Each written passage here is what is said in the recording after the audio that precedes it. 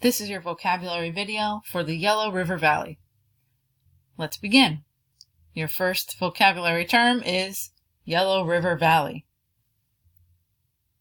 It was a river valley civilization that was located in modern-day China.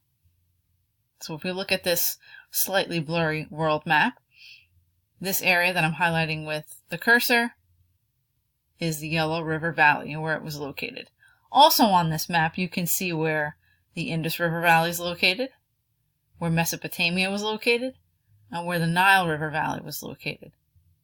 So this is showing us all of the river valleys. But the Yellow River Valley was this one here. That's the furthest east on this map, located in modern-day China. Your next vocabulary term is Huanghe. In other words, the Yellow River. The Huanghe is a river that flows across China to the Pacific Ocean. It's called the Yellow River because it deposits or it leaves behind yellow silt on the land whenever that river floods. You can kind of see in the two modern-day pictures below that it does have a little bit of a yellowish tint to it because of that silt.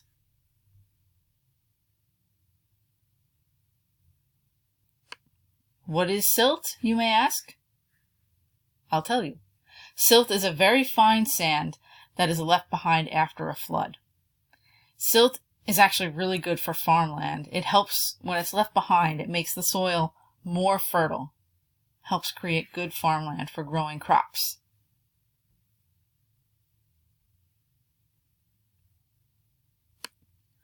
Our next word is dynasty.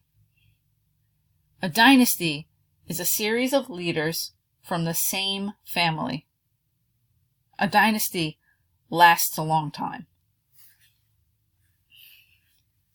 In this image that's set within our PowerPoint here, you can see a list of Chinese dynasties. Don't worry about the ones that are down here towards the end.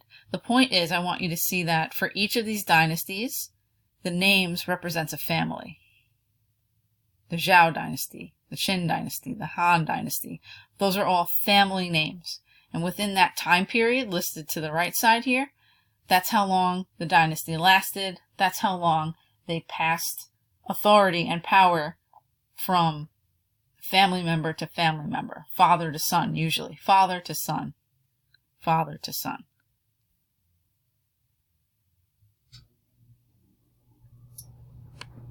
Your next vocabulary word is mandate. A mandate is a command or an instruction. In this image here, you see a man giving an instruction or giving a mandate or command to a dog here. But a teacher could give you a mandate to do your homework, command you or instruct you to do something.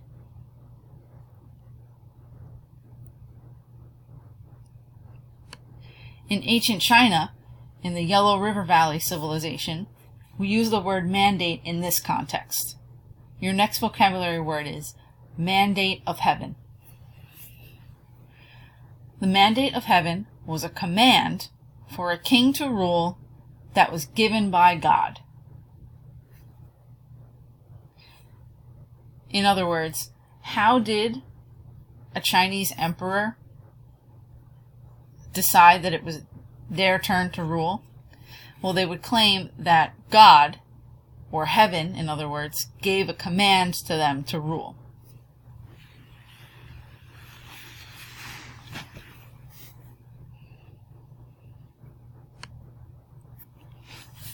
The next term we have here is dynastic cycle. You might guess that it has something to do with dynasties. The dynastic cycle is the rise, decline, and replacement of dynasties over time. You can see from this graphic summary below a new dynasty. We could really start anywhere in this cycle, this pattern, this circle here. Let's start here. A new dynasty will bring peace, build roads and canals. It's generally bringing a lot of good things to the civilization. Generations go by, a new dynasty will then become old, right?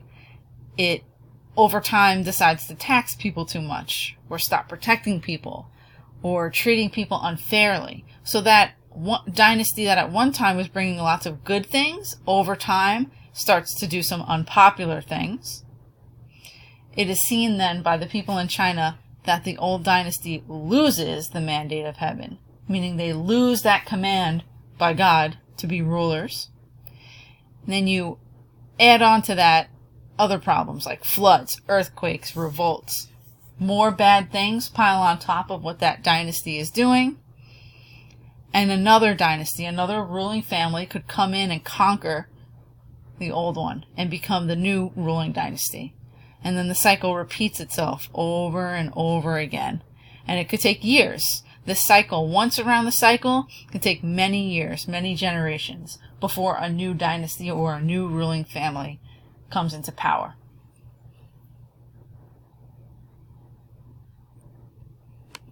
Your last vocabulary word for this video is oracle bones. This has something to do with ancient Chinese religion. Oracle bones were animal bones that ancient Chinese priests used to communicate with the gods. So down below you can see an example of an oracle bone. This substance is bone. It has Chinese writing on it. What the priests would do is they would write down their questions that they had for the gods, and then they would take a hot spike or a hot poker, and they would touch it to the oracle bone so that it would heat up so much it would crack. The priests would then look at these cracks and interpret them, and whatever their interpretation was what the gods were telling them to do.